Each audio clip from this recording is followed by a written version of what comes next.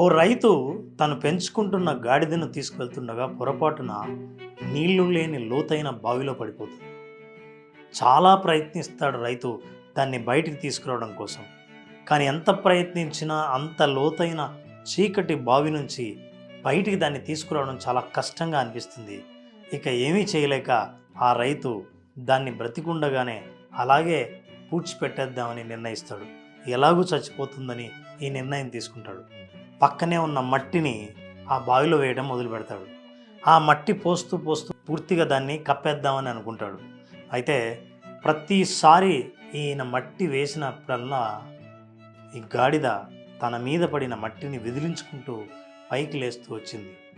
మట్టి పడిన ప్రతిసారి విదిలించుకోవడం, ఓ అడుగు పైకి ఎక్కడం, అలా ఆ బావి నిండు వేసిన మట్టి పైకి ఒక్కో అడుగు వేసుకుంటూ పైకొచ్చింది.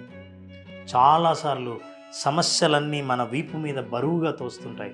అలాంటి సమస్యలకు పరిష్కారాలు కనుగొని అనవసరమైన విషయాల బరువును మోయకుండా విదిలించుకుంటే ఒక్కో అడుగు ముందుకు వేసుకుంటూ పైకి రాగలం, ప్రమాదం నుంచి తప్పించుకోగలం.